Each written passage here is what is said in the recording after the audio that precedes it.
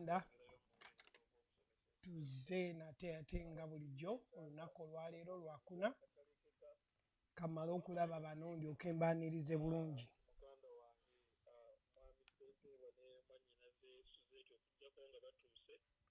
Amiina amiina.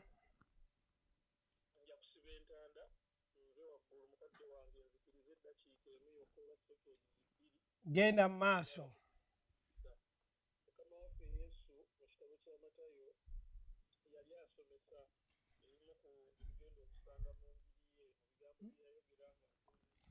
Abooluganda tubaaniriza nnyo nate ku mukutu gwaffe ogw'okudda ku Bayibuli ku ntikko okusomesebwa nate okuyiga ekigambo kya Katonda.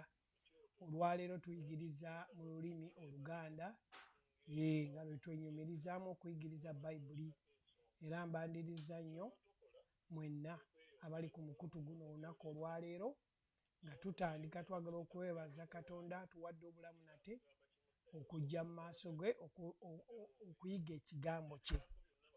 Era neebaza mwenna abaloginze on ku Facebook, abali ku YouTube, abali ku Instagram, Mukama bawadde ekisa kubanga ekisa kye weekiri eri abo bonna abeewaddeyo okuyiga, abeewaddeyo okuteekamu obudde okuwulira ekigambo kye. Era nga tukyalinda ku bannaffe bano abali ku mukutu guno omulala kubanga bagenda tujoininga mu ddakiika ezitali zeewala, tugenda mu maaso n'ekigambo kya Katonda. Katutandike tumale okusaba tulyoke tugende mu maaso. Taata tukwebaza olunaku olwaleero olw'ekigambo kyo ky'otuwadde kabaka nga tuyiga tuggule okutegeera kwaffe, tuwa amagezi, tuwa okutegeera. Buli kinoomu alogenze ku mukutu guno ekisa kyo kibeere naye nti bwe tunaaba tuyigiriza banaafuna okubikkulirwa kabaka. Era olunaku olwaleero tetugenda kusigala kye kimu. Rebo sika teya nderebo, Katonda w'ekisa ekingi, abo abasibiddwa bagenda kusumululwa, abalwadde bagenda kuba balamu mu linnya Yesu Kristo Mukama waffe, amiina. Musumba Bwande tweyanzizza nnyo, tweyanzeege. Musumba kulidde eddoboozi eyo Kakayira, weebale nnyo, mbadde mpulira sharing yo. Twebaza Katonda lwamu mwenna abali ku mukutu ogwa New Life, mwebale kuloginga on kuwuliriza kigambo kya Katonda ate mwebale kubeera nga mukoze eki, muzze okubeera nga muwuliriza ekigambo kya Katonda. Amannya n'eddoboozi ndi Godfrey Ssempebwa mu birunga bulijjo nga tuzze okusomera wamu ekigambo kya Katonda ffenna okuyiga. Olwaleero olunaku lwakuna tuyigiriza mu Luganda naye message ebeeremu gye twayigiriza luli era ku lwokusatu era kati gye tugendako olunaku olwaleero. Lwaki tulina okuyigiriza? Jjo nakyogeddeko nga ŋŋamba nti ffe Mukama baataddewo, Musumba mubadde mwogera ku ky'abakulembeze.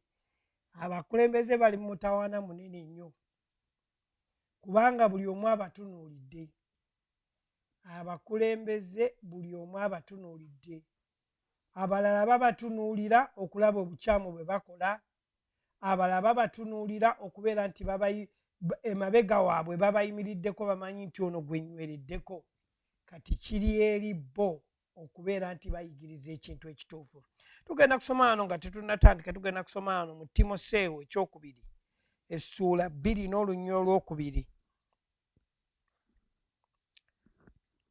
Timoseewo ekyokubiri. Era bwe nawuliranga gye ndi mu bujulirwa abangi, ebyo biteresenga abantu. Era bwe nawuliranga gye ndi mu bujulirwa, kino baba bakiwandiika bulungi, abangi, ebyo biteresenga abantu abeesigwa era abalisaanira okuyigirizanga n'abalala, nti abasumba abasomesa bonna bwe bamala okubuulira ekigambo kya Katonda. Gwakiwulidde wano omutume Pawulo yali agamba mutabani we Timoseewo nti bino by'owulidde biteresenga abantu abeesigwa, abo abafaayo abaagala okuwulira ekigambo kya Katonda. Nabo bwe banaamala okutegeera bagende bakoleze eki, bayigirize ki abalala.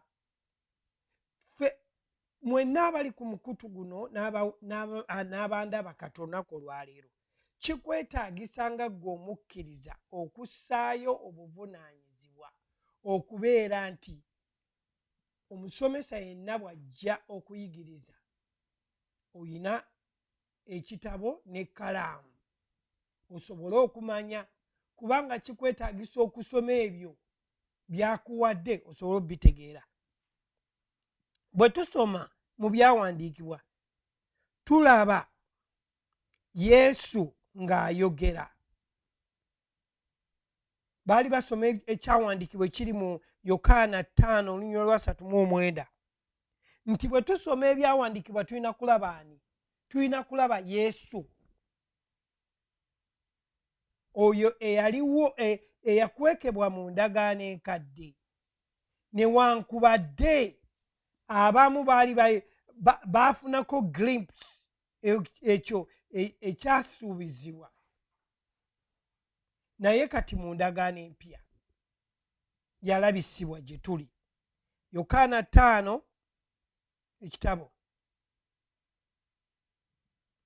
essula ya 3:9 munnoonya mu byawandiikibwa bwe musoma, kubanga mmwe mulowooza nti mu byo mulina obulamu obutakola ki, obutaggwaawo. N'ebyo bitegeeza ebyange. Bwe tusoma ebyawandiikibwa bino tulina kulaba ani? Kristo. Kristo gwe tulina okulaba. Tosobola kusoma byawandiikibwa n'olaba kintu kirala kyonna, olina kulaba Kristo, kubanga oyo ye yalabisibwa gye tuli tusobole okumumanya. Kati olunaku olwaleero twogera ku kigambo nti bwe twogera, naye kiki ky'oyogera? Ky'oyogera kirina okuba nga kirina amaanyi kisobole okulabisibwa, kubanga oyina naawe ky'osuubiramu ekyo ky'oyogedde kirabisibwe. Kiki ky'osuubiramu ekyo ky'oyogedde kirabisibwe? Tulina ekyawandiikibwa kyaffe ekiri mu Makko kyetubadde tuliko okumala ebbanga eddene. Makko 11:11-23 lugamba bwe luti, muwandiike ebyawandiikibwa bino muddeyo mubikole ki? Muddeyo mubicekinge bulungi. Makko 11:23 muyinza okugamba mwami Mubiru ekyawandiikibwa ekyo okisomedde ebbanga ddene, lwakuba njagala kiyingire ku mitima gyammwe mulabe omugaso gwakyo, nti omugaso gw'ekyawandiikibwa guno munene nnyo eri omukkiriza. Kiki Yesu kye yali alaga abayigirizwa be? Yali abalaga obuyinza bwe bayina. Amiina. Yali abalaga obuyinza bwe bayina. Abagambye mazima mbagamba nti ndi ku 23.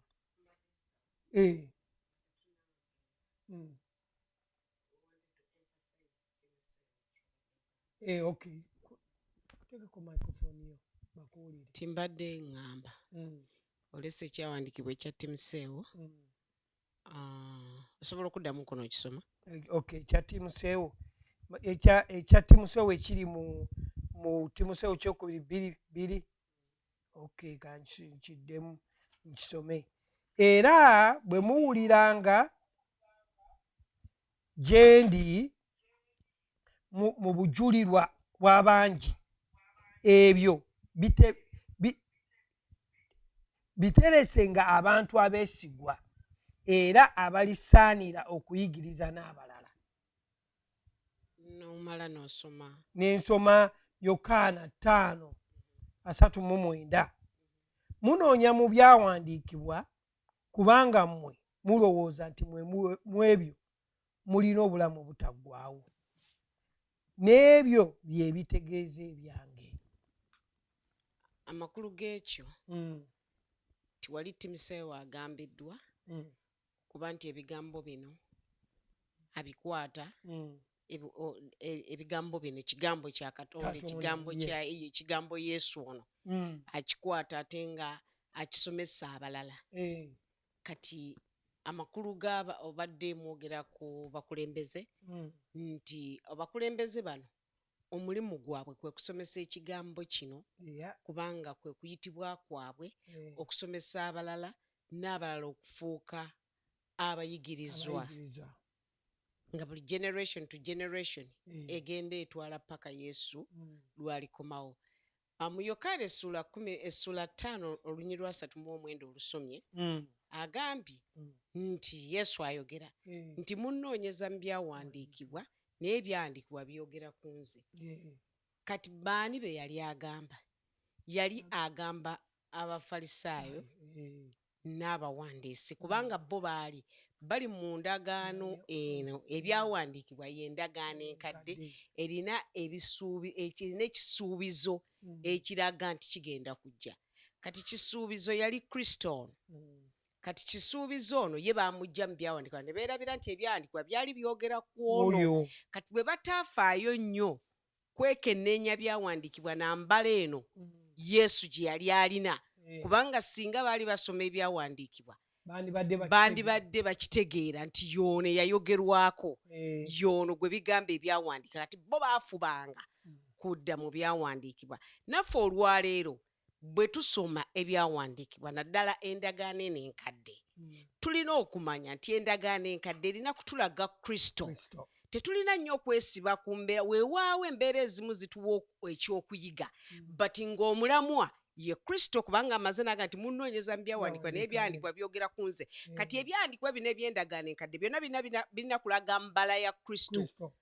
Eyo gye tulina okutunuulira. Amiina.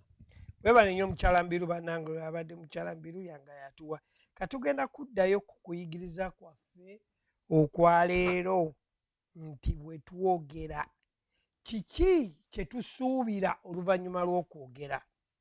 Mbagambye nti tuli mu Makko 11 olunyi lwa 23 lugenze bwe luti tubadde nakalutandika okusoma nga mukyala Mbiru abadde ayagala kwongerako ku kiri kye mbadde njogera nti mazima mbagamba nti buli aligamba olusozi luno, muwulira ekigambo ekyo kiri mu Luganda olutuufu, aligamba kitegeeza nti okugamba olina okwogera.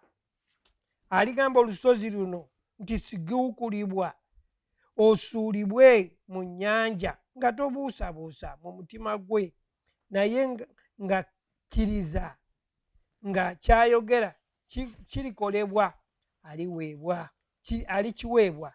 Olina okubeera ng'oyogera ate olusozi olulagire. Wano baakozesa olusozi kubanga kyali kisiikirize eri ekyo kye yali ayogerako. Naye gwe omuntu oyinza okuba nga olina olusozi, oyinza okuba nga olina olusozi oluli mu bulamu bwo, oyinza okuba nga olina embeera eyogedde mu bulamu bwo, naye wano Bayibuli etugambye nti gwe osobola okwogera eri embeera eyo kubanga olina amaanyi ag'enjawulo Kristo ge yakuwa. Tugenda kulaba ebyawandiikibwa bwe tunaaba tweyongedde mu maaso ge yakuwa.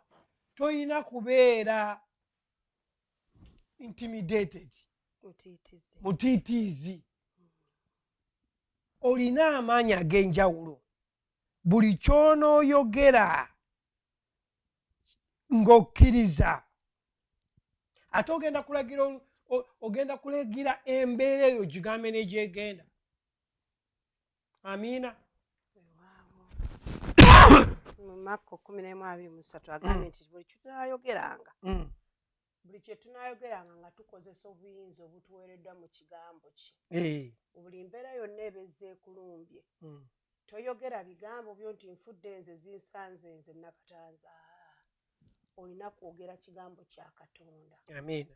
amiina ng'okozesa obuyinza obwo ng'okozesa obuyinza obwo obwakuweebwa n'olyoka ojjawo embeera bwe tulaba omukkiriza kiki kyali omukkiriza njagala tusome mu Lukka tulabe kiki ekiri mu mutima gw'omukkiriza Lukka essuula 6 olunya 45 essuula 6 olunya 45 lugamba bwe luti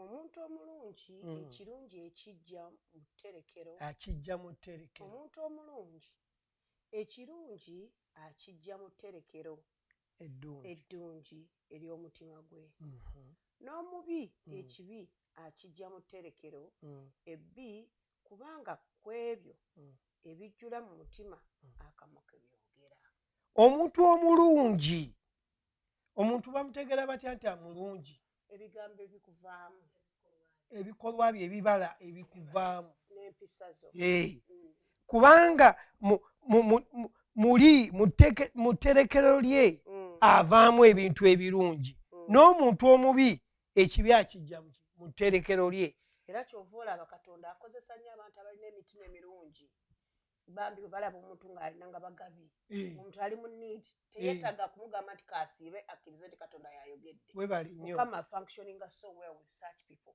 naye kati omuntu alina omutima omugumu ne sitaani amukozesa nnyo kubanga omutima gwe guliko obukyamu n'olaba ng'abonyaabonya omuntu n'olaba ng'atta omuntu nga lw'okuba ebikolwa bye bijjudde mu mutima ogwo omuntu oyo bw'atyo naye embeera eyo ebanga emukozesa kati abooluganda abamu abatannafuna kuyigiriza kutegeezebwa kutegeera sitaani engeri gy'akolamu balowooza nti sitaani agenda kuva buva eri atandika okukolerawo mu bbanga oba nti sitaani nti azize ng'aliko obuyembe obuyembe naye akolera mu muntu ayina omutima omubi buli bwokkiriza omutima gwo sitaani ogukozesa ng'agenda ku owuninga naye kati ffe abamaze okutegeera bakkiriza mwena abategedde Katonda ffe nga tukuwulidde ng'oyogedde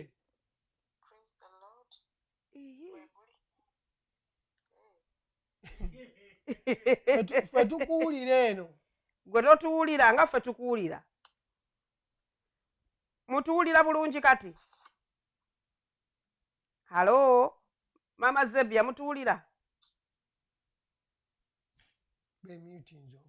bemutinga naye Mama Zebia mutuwulira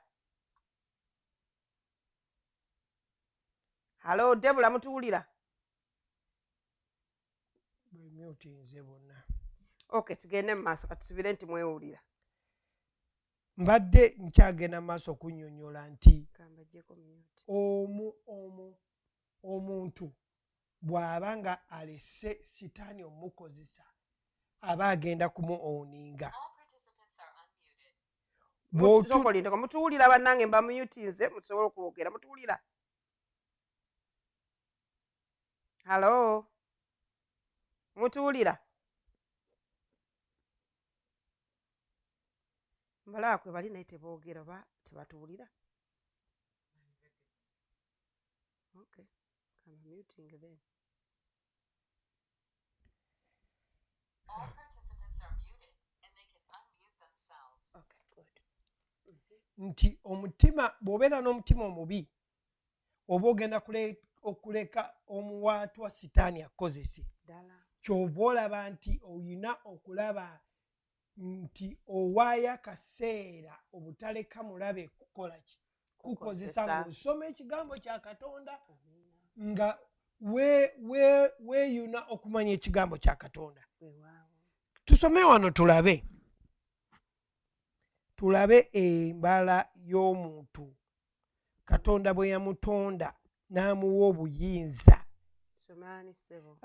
lubereberye essuula 1 olunya 26 lubereberye essuula 1 olunya 26 lugamba bwe luti awo Katonda n'ayogera nti tukole omuntu mu kifaananyi kyaffe mu ngeri yaffe afugenga eby'omu nnyanja n'ebinyonyi eby'omu bbanga n'ente n'ensolo ez'omu nsiko na buli ekyewalula ku nsi neeyongereyo kumaawo okay Katonda awadde omuntu ng'amaze omutonda n'amuwa obuyinza.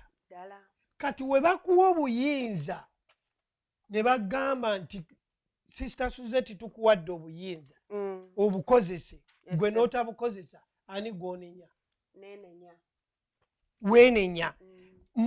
Wano atugambye nti bwe yakola omuntu mu kifaananyi kye n'amugamba nti olina obuyinza ku biri mu nnyanja, ebiri waggulu, ebiri ku nsi. Kati obuyinza bwe babukuwa bukozese bulungi, omanye n'obuyinza wa w'olina obukozesa. Oluusi obuyinza tubukozesa bukyamu nga babutuwadde. Kati kankugereze, Mukama yakuwa omukyala n'omwami okubeera mwembi mufugira wamu, naye gwe omwami Katonda ali wano waggulu, Yesu Kristo waali, gwe n'oddako, omukyala n'addako, then abaana ne baddako. Naye gwe oyinza okudda ku mukyala wo n'okuba n'omugamba tomanyi nti nze mutwe, olw'okuba osoma bubi ebyawandiikibwa perception ye y'okufuna ebyawandiikibwa ng'obitegeera bulala. Obukulembeze bwo n'obuyinza bwo kuwutula muno okutegeera nti ogwa buyinza. So ng'ate nga Mukama abagambye mulina kufugira wamu. Weebale nnyo. Okitegeera? Kaakati ekyo obuyinza Mukama bwe yatuwa, ekintu kino nakyagala nnyo omusomesa bwe yakinnyonnyola. N'atugamba nti tugenda ne tugamba nti Katonda lwaki agaggawaza abatali balokole, abalokole ne basigala nga baavu lwa butategeera buyinza buno. Obuyinza yabuwa abantu bonna, k'obeere mulokole, k'obeere nga toli mulokole. Kubanga bwe yafa ku musaalaba teyafiirirako omuntu omwekka. Buli kala ya muntu, mumpi munene muwanvu, kabira ya muntu, buli muntu yamufiiririra. Bw'osoma wano mu 22 kagambye Katonda n'ayogera nti tukole omuntu, teyagamba nti mu ngeri yaffe, mu kifaananyi kyaffe, bafugenga. Owulira ekigambo ekyo? Bafuge. Kiri plural. Bombi bafuge. Bonna. Abantu be bafuga si Katonda. Ddala. Bafuge eby'omu nnyanja, ebibuuka waggulu, ente, ensi yonna, na buli kyewalula ku nsi. Kati waliwo principles baziyita ennono omuntu mw'alina okukolera ku nsi kuno, okukolera mu kutambuliramu, nti olina okukola okufuna ssente, kubanga bw'otookole n'okulya toolyenga. Kati gw'ogamba nti bannange ab'ensi bafunye ssente nnyingi, naye bakeera ku makya ne bagenda ne bakola ne bainvestinga, bakozesa amagezi Katonda principles yateeka n'agamba omuntu akola n'afuna. Gwe olinda ensawo eve wakola ki? Waggulu egwe wansi. Ambadde njagala kwongerezaako ku kintu ky'obuyinza, ti obuyinza tulina bwa mirundi ebiri. Obuyinza mweyo w'osomye mu lubereberye nti yagamba tukole omuntu mu kifaananyi kyaffe, omuntu n'amuwa obuyinza okutwala dominion, obufuzi, n'amuwa obufuzi. Obufuzi obwo butegeeza ki? Kubanga yali tannamutonda, yasooka kukola byonna ebigenda okusustainingisa omuntu oyo, ebintu ebigenda okubeezaawo omuntu. Kati bwe yamala obitonda n'alyoka amugamba nti genda okole ki? Obifuge. Kati mu kubifuga bwe buvunaanyizibwa bw'alina obubeezaawo ensi eno nga Mukama bwe yagitonda. Kati obuyinza buno bwaga nti mugende mufuge, bwe obuyinza obwatuweebwa nga Adamu tannakola ki? Tannagwa. Naye ekyo Katonda tekyamutwala kuggyako muntu ono atannaba kumukkiriza. Buyinza obwo obufuga ensi eno gye tulimu eno, etali ensi ey'omwoyo naye ensi. Kati obuyinza buno bwe twogerako nti whatsoever, nti buli kye tunaayogeranga ne tutabuusabuusa, bwe buyinza obwatuweebwa yesu bwe yamala okufa ku musalaba mwebale nnyo n'abutuwa kati bali ab'ensi abatannakkiriza balina buyinza bukola bintu bibabeezaawo mu mbeera zino eza bulijjo naye ffe abalokole obuyinza bwe tulina bwe buyinza bwe twakkiriza ye yesu okuba saddaaka gye tuli ey'ekibi kyaffe ne tukkiriza kati awo ne tulyoka tufuukwa ne tufuna obuyinza. Amiina.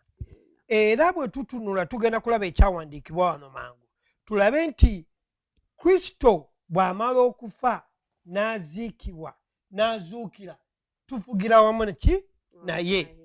Tugenda mu Befeso.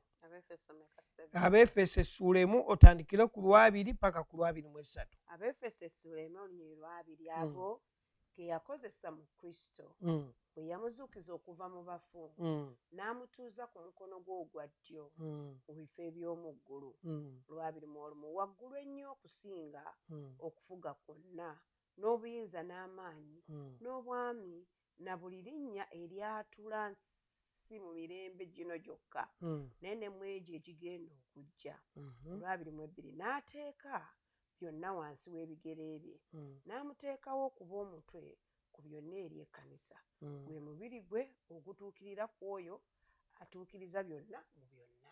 Amiina.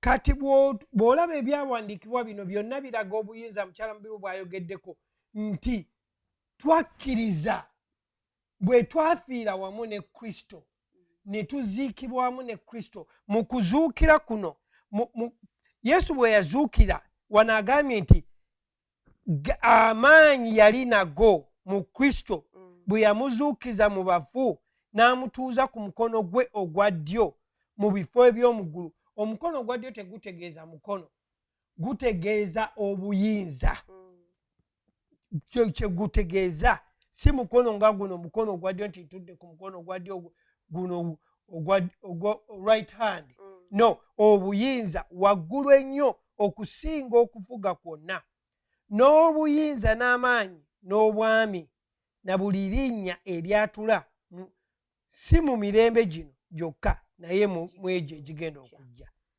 n'ateeka byonna wansi w'ebigere bye.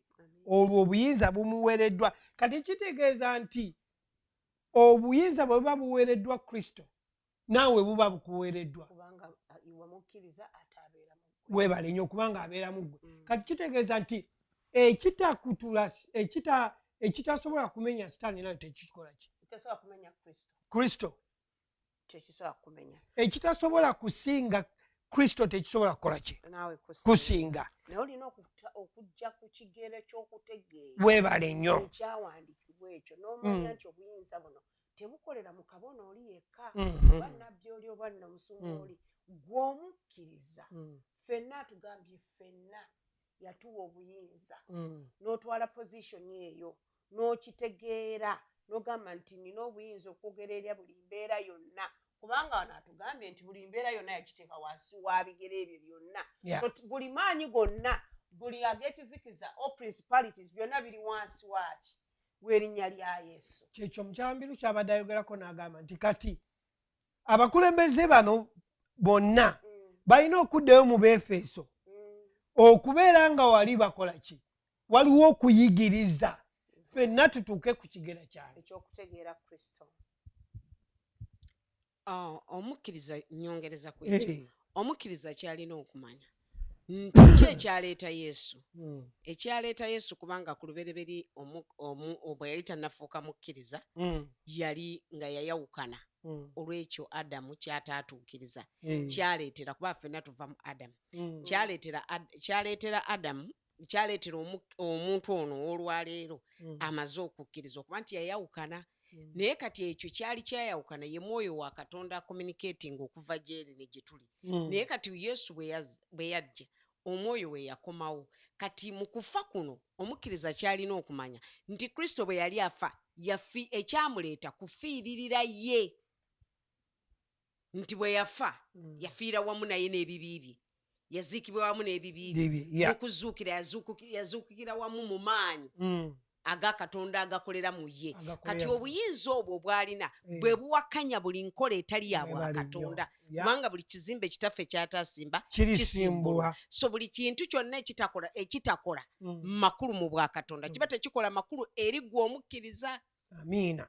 Kati we tuddirayo ku buyinza obukuwereddwa nga gwe omukkiriza nti gwe obukozesezza ntya. Oyinza okuba nga obulwadde bwogera gy'oli, oyinza okuba nga omulimu gwogera gy'oli ng'ogamba bagamba togenda kufuna mulimu, obulwadde bukugaaniddeko, owereddwa obuyinza okwogera eri embeera eyo ogigaane. Obulwadde bwoba obugoba otya? Obugoba kuva mu mubiri gwo. Amiina. Oyogera n'obulagira kubanga bukuwereddwa. Agambye nti emiggo egyamukubwa eggologoosa gye gituwonya. Ekyo ate bw'oba okisoma gyamukubwa dda tegigera mukubwa. Ekitegeeza nti ekyamagero ekyo kyateekebwawo dda ate era Katonda yakiteekawo kati kitwala buvunaanyizibwa bwo okuba ng'otambulira mu kyamagero ekyo. Kiringa ng'ogenze enjala ekuluma ne bakuteera emmere ku ssowaani. Ne bw'onooyogera ennimi zitya naye nga tokoze principle y'okukwata fork n'okwata emmere n'ogijja mu ssowaani n'ogirya, mwana ng'ojja kwogera ennimi emmere ewole osigale ng'olubuto lukuluma. So ze zino ennono ze twogerako nti obuyinza Mukama yabukuwa. Ekyamagero kiweekiri naye kitwala ggwe kutegeera position n'okitambuliramu n'ofuna obuwanguzi. Bwe tusomye mu kyawandiikibwa kiri kigambye nti ge yakozesa. Tusomye mu Befeso essuula 1 olunya 2 bwe njagala oddemu osoma owulire. Osobola oddusoma wano. Ge yakozesa mu Kristo bwe yamuzuukiza mu bafu n'amutuuza ku mukono gwe ogwa ddyo mu bifo eby'omu ggulu waggulu ennyo okusinga okufuga kwonna n'obuyinza n'amaanyi. Olaba obuyinza yamuwa. Kitegeeza nti Yesu Kristo yawa ekkanisa obuyinza. Bwe ŋŋamba ku kkanisa njogera ku ggwe. Yakuwa obuyinza. Bw'oba tobukozesezza tonenya musumbawo, tonenya Yesu, tonenya neighbour. Kubanga obuyinza babukoze ki? Babukuwadde obukozese. Amiina. Tulabe wano mukyala Mbirwa ageze n'agamba nti Mukama Katonda yatwagala yayina okusaasira. Tugende mu Befeso 2 essuula ey'okuna. Befeso 2 chapter y'okubiri. Befeso essuula 2 kuna paka ku 7. Tugende mpola. Naye Katonda kubanga ye mugagga ow'ekisa olw'okwagala kwe okungi kwe yatwagala ffe bwe twali nga tufiiridde mu byonoono byaffe yatufuula abalamu awamu ne Kristo. Mwalokoka lwa kisa n'atuzuukiza wamu naye n'atutuuza wamu naye mu bive by'omu ggulu mu Kristo Yesu. Naye Katonda kubanga ye mugagga ow'ekisa olw'okwagala kwe okungi. Kati olw'ekisa kino kyayina kye kyatuleeta okukola ki? Okulokoka kwe yatwagala ffe. Era ffe bwe twali nga tufiiridde mu byonoono byaffe twali bafu. Kati omuntu newankubadde nga mulamu naye bw'aba tannalokoka gera mufu. Abamufu ky'okola nga ne byakola biba bifu. Omuntu olina okulokoka n'olyoka ofuna okutegeera n'okola ebituufu. Yes. Naye bw'oba tonnalokoka obeera njambiro. Olina kulokoka n'ofuna okutegeera kwa Katonda. Kubanga Katonda yatutonda ayagala tutegeere nga ye. Kati omuntu atannamutegeera okutegeera kwe kukoma wano. Tekusukkawo. Kukoma mu bino ebyo tulaba ebya bulijjo. Tekusukkawo ate nga bino ebya bulijjo ebyandikwa bitegeezezza nti bigenda kuggwaawo. Naye ye Katonda eyakola eggulu n'ensi ye taggwaawo. Kitegeeza bw'omala okulokoka ofuna obulamu obutaggwaawo n'ofuna okutegeera okutaggwaawo. Atugambye wano mu Lwomukaaga n'atuzuukiza wamu kubanga bw'omala okulokoka oba ozuukidde akuzuukiza. Mu Luzungu bakigamba quickens us together. n'atuzuukiza wamu naye n'atutuuza wamu mu bifo by'omu ggulu mu Kristo Yesu. Tubeera mu Kristo nga tuli balamu. Mu mirembe egigenda okujja alyoke alaga obugagga obusinga ennyo obw'ekisa kye mu bulungi obuli gye tuli mu Kristo Yesu. Kitegeeza kati tuli balamu. Buli ajja eri Katonda abeera n'obulamu. Omukkiriza bw'abeera n'obuyinza bw'obumuweereddwa aba mulamu okwogera eri ebifudde. Ne biba ki? Ne biba biramu. Kati kiri eri ggwe okuleka embeera okukunyigiriza oba okwogera eri embeera eno ogijjawo gwe ng'omukkiriza. Amiina. Olina okwezuula wa w'oyimiridde. Oli mu Kristo oba oli mu nsi, naye kitegeeza nti gwe omukkiriza oli mu ki? Oli mu Kristo. Obuyinza bwonna bw'obwogereramu oba oli mu Kristo kubanga ye wava amaanyi. Amiina. Ebyo byawandiikibwa ebigambye. Tusome ku Matayo.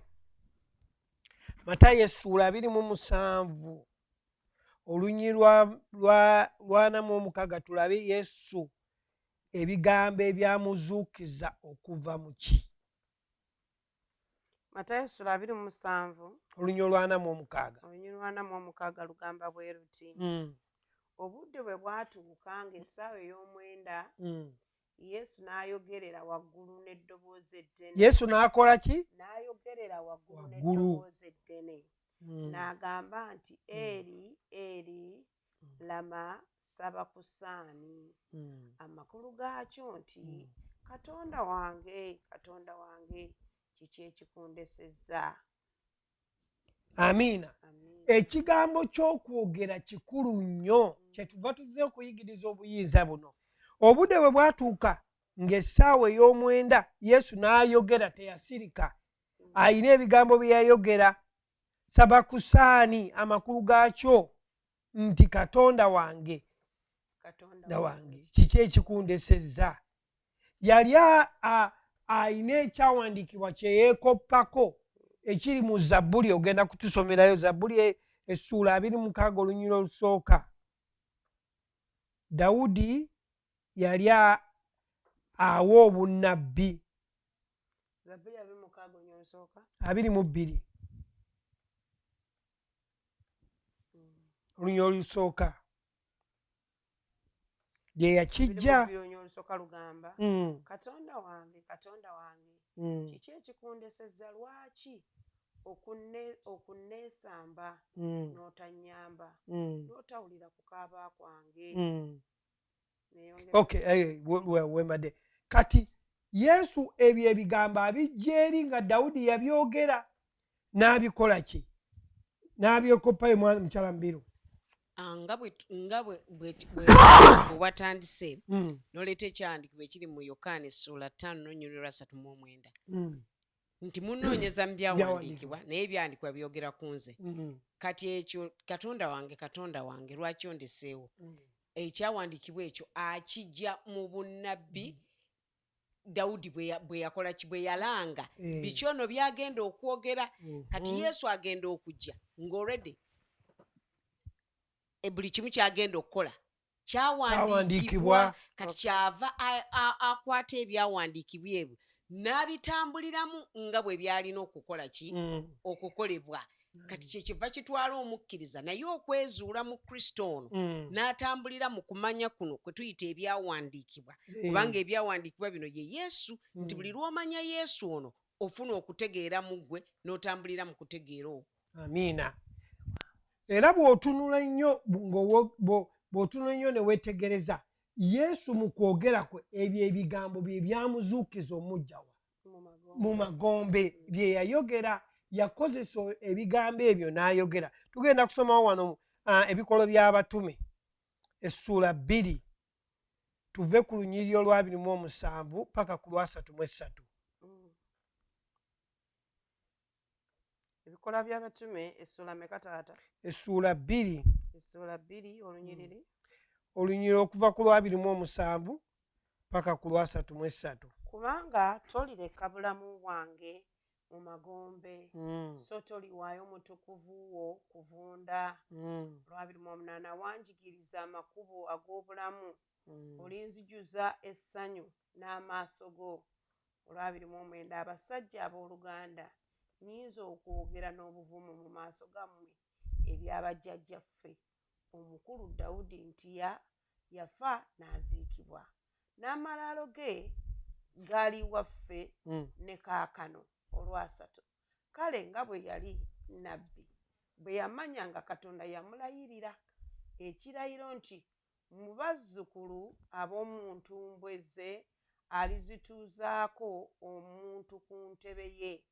Olwasatu mu emu bwe yalaba olubereberye n'ayogera ku kuzuukira kwa Kristo nga teyalekebwa mu magombe so nga n'omubiri gwe tegwavunda. Webale nnyo kubanga tolindeka muki mu magombe kuvunda n'ayogera nga ebigambo by'ayogera biramu olw'okuba byawandiikibwa ku ye ne bisobola omujja nga Katonda amuzzuukiza. Katonda teyagenda wansi mu magombe kuzuukiza Yesu.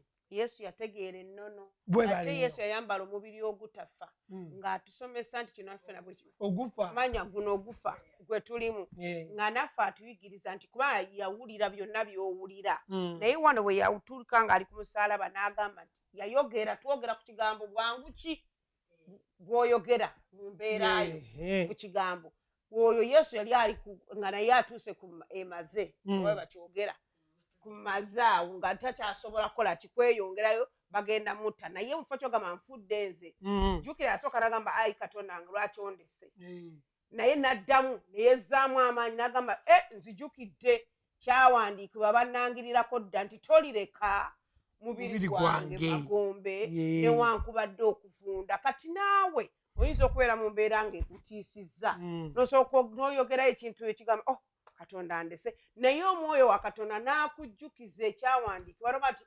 wayogera nti emigo gyo gye gimponya. Weewaawo omusawo aŋŋambye mu buliwo nti ndi mulwadde obulwadde buno tebuliiko ddagala naye ate mu bigambo byawandiikibwa ebitukuvu bindaga nti ndi mulamu sigenda kufa ng'ebiseera byange tebinnatuuka. N'otandika okwatula ekigambo ekyo. Buli oyatula ekigambo kya Katonda kirina amaanyi kitonda embeera.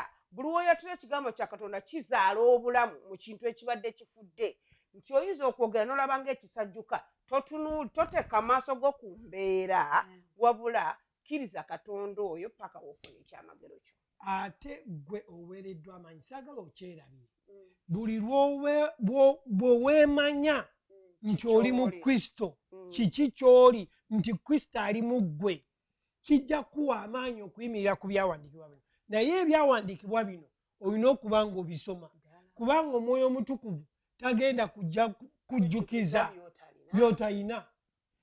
Timoseewo omutume Pawulo agambye Timoseewo mutabani we genda mu ekyalabadde kyayagala okwongereza nga tetunagenda mbadde twogera nnyo ku kyobulwadde example endala nti mu bulamu buno tuba n'ebintu ebitusoomooza naddala kati mu mbeera ey'obutaba na ssente zimala nti tolina mulimu tolina ssente zimala ebyetaago byo bingi kamaala ebyetaago ebyo byogera gy'oli bw'olina obuyinza oga nti watwala obwavu bwange nze nsobole okati sigenda kuba mwavu ekyoteekawo ekkubo nkubira ekkubo awajja engeri yonna emirimu oba ideas zireeta nsobole okuba nti mbaako kyenkola okusobola okuba nti nfuna ensimbi ezisobola okukola ki okugyawo ebizibu byange. Ate embeera yonna mbeera ya bwavu mbeera ya bulwadde mbeera yonna echallenging yonna ey'obugumba bwabula butazaala nti sina mwana ng'oyagala omwana yogera eri olubuto lwo. Amiina. Ate bw'otunulamu mu Amerika muno abantu abasinze okukola ssente basolvinze problems. N'agamba nti bannange omukyala enviiri zino bwe ziva mu kinaabiro abazitobeza nkoze ntya oba tawulo ekwata kati osobola okubeera awo n'ogamba Mukama nti emirimu gibuze naye mpa amagezi n'alyoka akuwa amagezi. Nze yampaako amagezi naye ba inventa bampita ne sigendayo nga njagala kuula gy'obeera nga toweetaaga kupulagingamu nenfuna amagezi ne modifyinga otogundi eya kuula eyo. Ba inventa ne baŋŋamba jangu tugikoleko nensikatira naye kakati nayinamu okutya. Naye kati gwe bw'omala okwezuula mu Katonda, mbadde nkyakugamba nti tosobola kwezuula nga tosomye ki byawandiikibwa, kubanga bino ebyawandiikibwa bye bikuleeta okutegeera. Omutume Timoseewo, Pawulo, omutume Pawulo oyagala nnyo ekyomutume yagamba Timoseewo omutabani we, kubanga yamuyigiriza nnyo. Nange ngezaako nnyo okulaba Pawulo ng'awandiikira Timoseewo. Gendayo Timoseewo ekyokubiri. Ekyokubiri olabe ebigambo bye yagamba bye yamugamba. Timoseewo ekyokubiri essuula 3 olunyiriri ove ku lw'e15 paka ku lw'e17. Timoseewo ekyokubiri essuula 3 olunyiriri lw'e15 lusoma bwe luti. Era ng'okuva mu buto wamanya ebyawandiikibwa ebitukuvu ebiyinza okukugeziwaza. Genda mpola ekigambo ekyo bakiwulire. Ebiyinza okukugeziwaza okuyingira mu kulokoka olw'okukkiriza okuli mu Kristo Yesu. Ebyawandiikibwa byonna ebitukuvu birina okuluŋŋamya kwa Katonda. Ebyawandiikibwa nkugambye bw'oba tobisomye tosobola kufuna kuluŋŋamizibwa kuno okwa Katonda. Era bigasa okuyigirizanga, olw'okunenyanga, olw'okutereezanga, olw'okubuulira okuli mu butuukirivu. Kyokolindekaawo. Era bigasa olw'okuyigirizanga, bikuyigiriza, olw'okubuulira okuli mu butukuvu era bikunenya. Bw'oba bikunenya bitya nti oyinza okuba nga ovudde ku layini ku mulamwa ebyawandiikibwa kwe biri, kubanga tosobola kwegeraageranya na kintu kirala kyonna nti oba Suzette akola bw'ati teweegereegeranyiriza ku Lusuze, ku byawandiikibwa kwodda ne bikutereeza olw'okuyigiriza okuli mu ki okuli mu Kristo.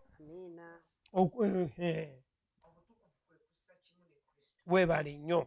Omuntu wa Katonda alemenga okubulwa kyonna kyonna ng'alina ddala byonna olwa buli mulimu omulungi. Gwe omuntu wa Katonda abadde asoma ebyawandiikibwa bino olemenga okubulwa kyonna kyonna kyayogera ekikwatagana n'ebyawandiikibwa byonna olw'omulimu omulungi oguli mu Kristo gulabisibwe gy'oli. Amiina.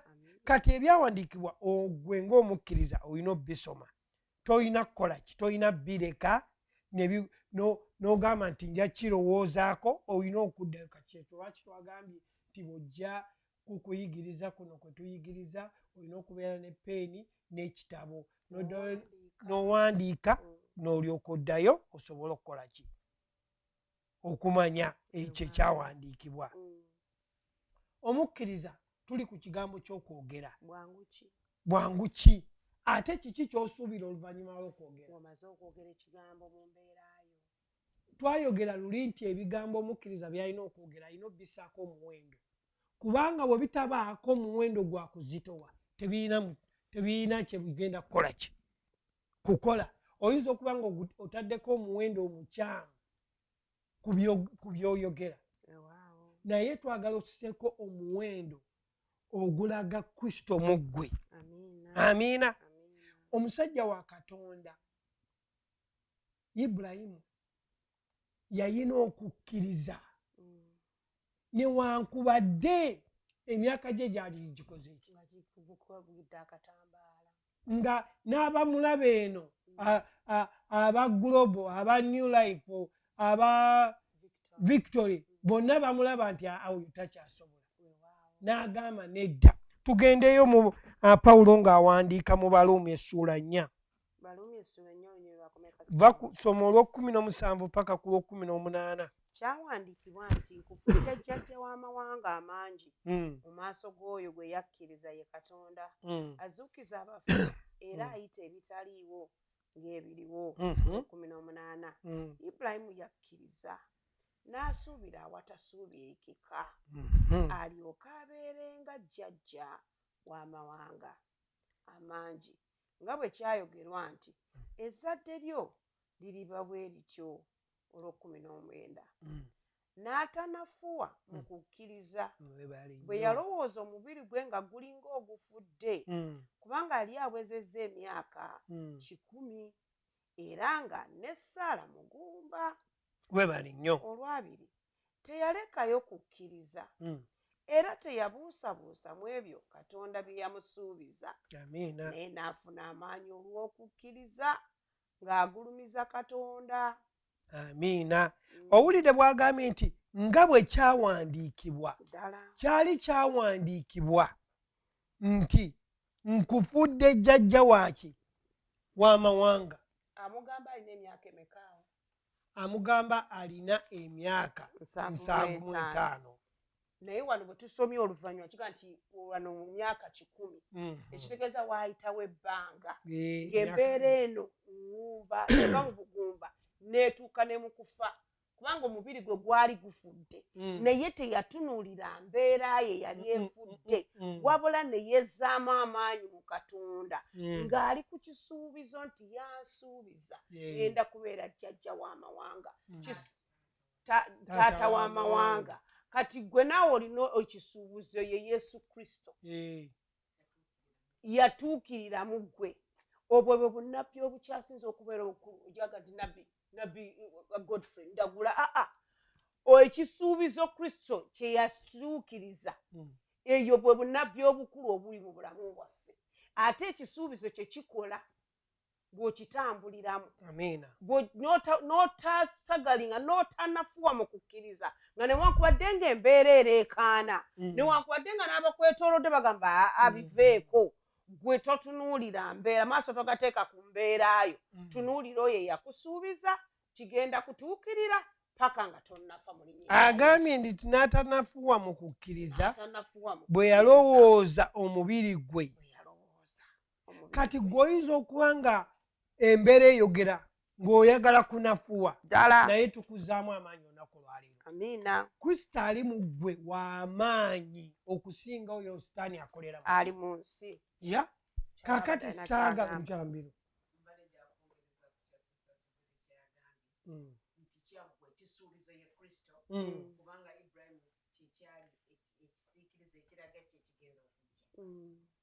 Kati kyali kiraga nti abantu twali twafa tuli bafu naye okuyita mu Ibulayimu n'agamba nti omwana oyo gw'olizaala yagenda okufuula kitaawe w'amawanga amangi. Kati ekisuubizo ekyo ekyokukkiriza nti bwe yakkiriza kubanga era n'Abebbulaniya bamwogerako nti yakola yakkiriza ng'ekyo kyakkiriza ye Kristo. Kati Kristo ono ate ffe ku mulembe ku dispensation oba ku mulembe gwaffe guno kati ye ekisuubizo yaggwa dda. Kati ekyo ekyaggwa byebyo ebirungi Katonda bye yatutegekera. Amiina. ebyo bye yatutegekera asse okutufuula abalamu. Kati ekisuubizo kyonna bunnabbi bwonna bwe twetaaga nga Sista Suzette bw'ayogera bwonna butuukirizibwa mu mwoyo. Amiina. Tubeera naye tulina omwoyo waabwe bwe tusaba awulira era atuluŋŋamya. Amiina. nga tanakweyongerayo nga nyongezaako ku kyamu kya mubiru nti yamufuula tagenda kufuula kati wabula Mukama yakufuula dda ekyo ky'olina okubeera. Kati kiri gy'oli ggwe okwezuula n'okukkiriza nga tonafuye mu kukkiriza kwo n'otandika okutambulira mu ekyo kubanga yakufuula dda oli muwanguzi. Ate ekigambo kya Katonda kikozi kiri kisala. Maama kiri kitookawo obulamu kiri kireeta essuubi. Muyinza okuba nga mwembi mugenze nga gw'olina Kristo ono nga talina ne babagamba nti mwenna mulina ekirwadde kino kigenda batta oli n'avaayo nga ne wiiru n'agiteekawo naga nti nze mpedde munziika era nga bw'ayogedde ne bamuziika mangu gwe n'obeerawo emyaka nga ki ekikubeezaawo si lwakuba nti obulwadde buno bulina amaanyi gy'oli naye ng'ekigambo kya Katonda kye kikuwaniridde n'otambula n'obuwanguzi nga mind yo nga bagamba nti renew your mind mu Luganda kigenda kitya muze bujja endowooza zammwe n'ekigambo kya Katonda kati obwongo buno olina obuzza obujja si mu kulaba amawulire si mabi ogalaba n'omanya ki ekiva mu ggwanga naye togabeeramu nnyo 24 hours gajja kukyusa okutya kuba buli ajja mu mawulire wenadagana amawulire ag'ensi bano bakubye ab'amasasi kati nga buli wiiki waddewo okuba amasasi ogw'amaanyi akati ate waliwo kati bannange pandemic eyayize India kati abantu bafa bufi kati wona otunira ebyo bambi ojja kutya nnyo naye bw'ozza obujja n'ekigambo kya Katonda kikuwa essuubi n'oba ng'osobola ogenda maaso musomesa. Amiina. Mukyambiro ageze n'ayogera nti ekisuubizo yali Kristo. Mu ndagaano enkadde njagala tubikkule mu Bebbulaniya. Essula esooka olunyiri olusooka n'olwokubiri twalusoma. Abebbulaniya essula esooka olunyiri lwakumeka taata? Olusooka. Lugamba bwetu mu Bebbulaniya mu ngeri nnyingi ez'enjawulo edda Katonda yayogeranga eri bajjajjaffe mu bannabbi naye mu nnaku zino ez'oluvannyuma ayogedde naffe mu mwana gwe yasaawo okuba omusika wa byonna era mu ye mwe yatondera ebintu byonna. Kati njagala bawulize olwokusatu.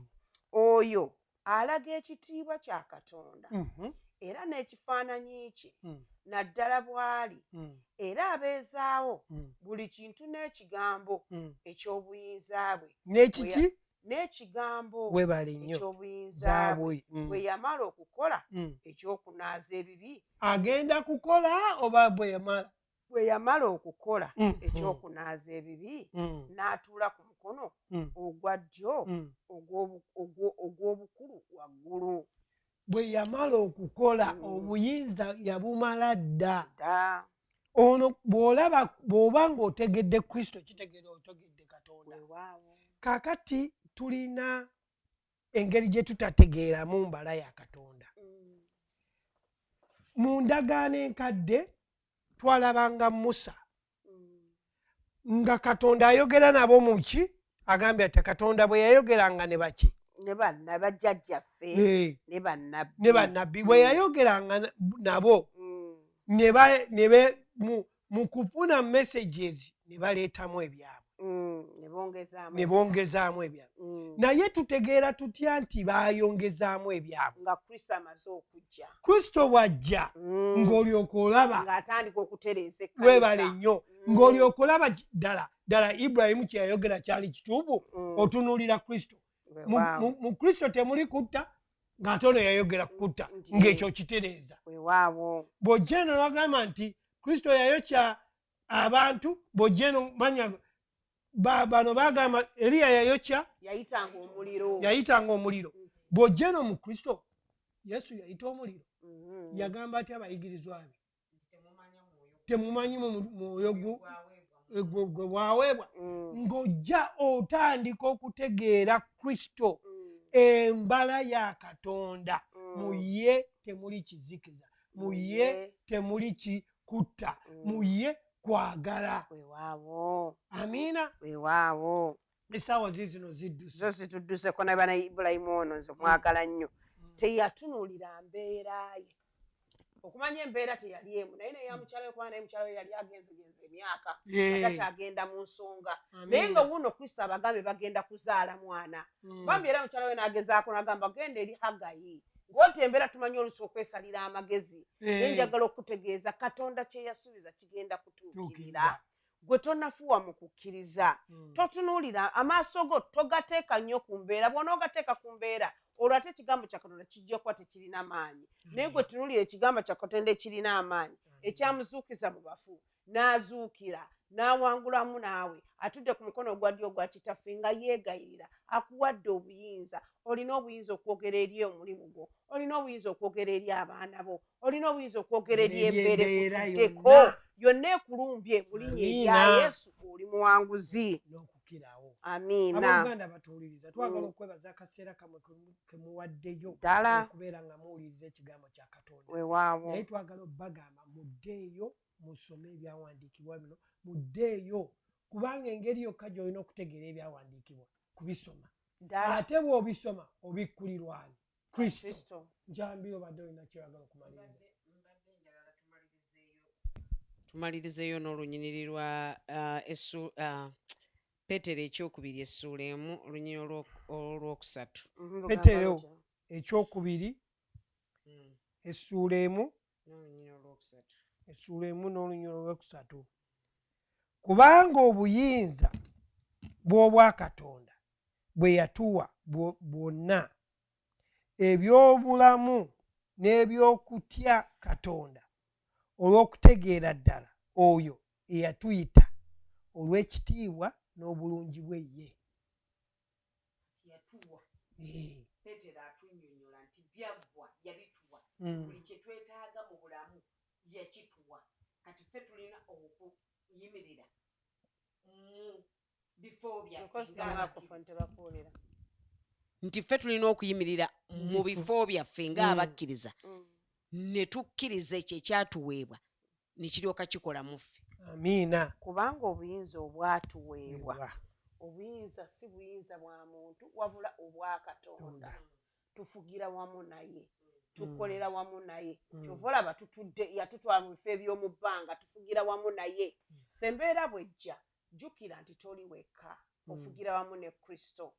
Embeera bwejja tokkiriza nti ŋŋenda bw'eba teri mu byawandiikibwa nga Kristo takulaba nti oli mulwadde ojja kuba mulema paka lw'oliva ku nsi ng'oli mu bulumi. Embeera eyo girivaasinge ng'ogamba ekya Kristo realite y'obwakatonda eŋŋamba ndi mulamu. Embeera ejja kujja eyogere. Tetugambye nti toli mulwadde. Obulwadde bujja kwogera. Era ddala oli mulwadde. Naye osinga obulwadde. Naye osinga embeera eyo ekulumbye. Era njagala obbe wano olwaleero oba mu nju eyo eriyo embeera. Ogende ogyogerere olwaleero. Gyogerere mu linnya erya Yesu tugenda kukola declaration. Bwangu ki? Buli lwe twogera ekigambo kya Katonda kitondawo obulamu. Bwe yayogera eri omuti guli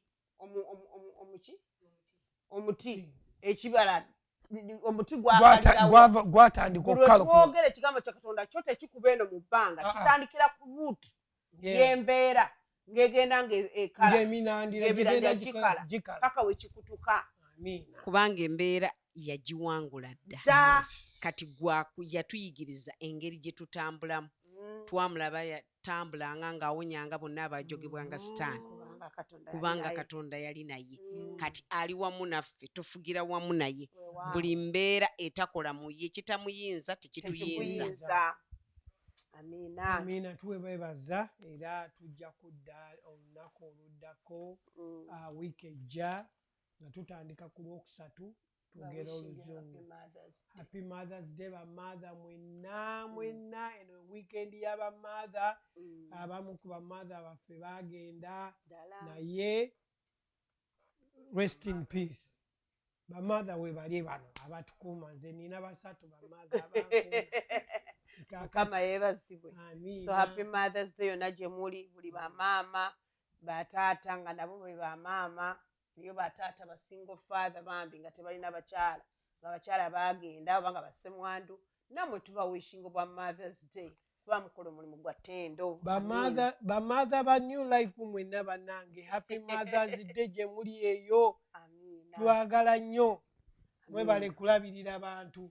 Waaw kale katwebaze taata tukwebaze tukusiima tukugulumiza olw'ekisa kyo batajjulukuka. Oli mulungi buli mbeera yonna weewaawo ng'embeera zirusi zizitowa naye muggwe tuli bawanguzi. Muggwe tutambula nga tulina essuubi tetutambula ng'abatalina ssuubi kubanga gwe essuubi lyaffe. You are the hope of our glory Katonda ow'ekisa. Tugulumiza erinnya lyo Ayi Yesu otugambye bwangu ki bwe tulina okwogera mu buli mbeera. Kigambo ki kye tusobola okukozesa taata tulagira embeera ezibadde zirumbye abaana bo okuwonyezebwa kaakano eri abo abatalina ssente kusasula mayumba. Tuteekawo ensimbi yonna okuva gyonna gye ziri mu linnya erya Yesu Kristo. Taata, abaana bo basobole okusumululwa. Tuteekawo emirembe gibadde gibuze mu bulamu bw'abaana b'abantu. Taata, tuyita obulokozi bwa Katonda okuyingira eri abatannaba kutegeera. Leka bamanye obulokozi, Mukama Kitange, bakugye ku kigere ky'okutegeera gwe, Ayi Yesu Kristo. Ekigambo kyo kibamulise n'okutegeera n'okumanya. Twongere amagezi nti bwe tuyimirira okusomesa, tuleme kwogera byaffe, tuleme kwogera biki ebiri ku ffe, wabula tuyimuse gwe watugamba bwe tunaayimusanga erinnya lyo, onooyo bawuliranga bangi ku gy'oli ne bafuna obulokozi. Mukama Katonda w'eggulu n'ensi, tusabira abakulembeze ab'omwoyo bonna abayimirira okubira katuuti. Kwe kusaba kwaffe Mukama, mu kifo ky'okwogera irere, bayimirire nga bayimusa ggwe Yesu. Abantu bajja balina ebizibu, abantu bajja bakubiddwa nga tebaagala kumanya ntalo za muntu mulala yenna, wabula abaagala kumanya ggwe Kristo eyajja n'afa n'ozuukira, atudde ku mukono ogwa ddyo n'ogwa kitaffe ng'otwegayirira. Kwe kusaba kwaffe nti you are empowering your people badde mu kutegeera n'okumanya. Tusabira bonna abakulu b'eddiini, Mukama Kitange, balumirize bwe baba bafunye obudde obw'okusoma, mu kifo ky'okudda mu mawulire, basome ebyawandiikibwa ate babitegeere. Bwe bayimirira bajje, kubanga bangi balina okukkiriza mu bo nga bakabona. Leka ekigambo kya Katonda kiteekinge roots mu bo. Leka amazima ga Katonda gateekinge roots. Bw'alunze kibiba musango bw'omutukuvu, baluŋŋamye buli we bayimirira okusomesa, baleme kugamba nti ate kino kye kigenda okuleeta ekyamagero. Gw'oli kyamagero kyaffe, wakola dda, watusumulula dda, kirina tutwalira ffe magezi na kutegeera mu ggwe Katonda, tusobole okufuna obuwanguzi. Tulangirira obuwanguzi eri abo bonna ababadde babwetaaga, Ayi Taata omutukuvu. Tusabira Mukama Kitange n'abakulembeze, abafuzi, aba gavumenti, leka ekisa kya Katonda kimambire, leka obulungi bwa Katonda bumambire, leka obulokozi bwa Katonda bumambire, leka emirembe gya Katonda kimambire, Ayi Taata. Jakarababande rekotororo brenderere brekozontororo branda rikete bebebe siekenterere brondanda. Tulangirira emirembe mu Uganda, tulangirira obulokozi mu Uganda, mu Maserengeta, mu Makubo, Mukama Kitange ne mu Central. Tulangirira okuponyezebwa eri Kabaka Muwenda Mutebi. Tulangirira ekigambo kya Katonda okuteekenga roots mu buli mbeera yonna ebadde mu mubiri gwe yabadde yateteekagana. Tuteekawo obulamu eri obulamu bwe, obulamu eri ensigo ze, obulamu eri ekifuba kye, eri emutima gwe, obulamu eri pancreas ye. Tulagira obulamu bwa Katonda, Mukama taagende ng'ekiseera kye tekinnatuuka, mu linnya erya Yesu Kristo Omunnazaaleesi. Omwetoolooza abantu abajjudde amagezi, omwetoolooza abantu abalina okutegeera n'okumanya. Mukama ojjawo bano bonna balina irere n'okuleeta n'okusaanyaawo ne division, oba mutoolako kaakano omuteekako ebbugu eri ekigambo kyo, Mukama Kitange. Kwe kusaba okungi, Mukama Kitange, kaleka afune okutegeera n'okumanya mu ggwe, akukkirize nti ggwe Kabaka w'abakabaka, asinga bakabaka bonna. Mukama tukwebaza kubanga ekyo kitukoledde, Ayi Taata omutukuvu. Tusabira abaana baffe ab'obwana b'obulenzi, ebiseera bino nga tebakyasoma, Mukama Kitange, bakuume bategeere gwe Katonda, bakuume bakumanyi, Ayi Yesu omutukuvu. Jikerere brekontoro branda raketerere brenda. Tuleeta mwamu Lukyazi Mubiru ng'afiiriddwako mukyala we, Mukama Katonda w'eggulu mu kiseera kino ekyakazigizigi, ng'ali mu maziga, ng'ali mu kuzitowa. Sangula amaziga ku mutima gwe, mugwabudaabuda, Mukama Kitange, gwe mubeezi atabulawo mu kulaba ennaku, muwa amaanyi, Ayi Yesu. Mugumye mu kiseera kino ng'enkya ye viewing of the body, nga bategeka okuzaayo, Mukama Kitange, mighty e Uganda. Muwe Mukama Kitange amaanyi n'okuguma, Ayi Katonda, paka gino emikono nagyo we ginaatuuka, Ayi Yesu. Tukwebaza kubanga okikoze mu linnya erya Yesu Kristo Omunnazaaleesi. Amiina, amiina, amiina, amiina. Mujjukire nti Yesu akyali ku Namulondo afuga. Mwebale kutuwuliriza, mwebale kusoma wamu naffe. Mugenda oyo atule n'obuwanguzi mu buli mbeera yonna. Jjukira procedure eri bw'otegeera obulungi, kwe kukola ki? Kwe kusoma obulungi ekyawandiikibwa, era yenjatula ennungi, ne results ofuna ezikola obulungi. Kama abawa omukisa.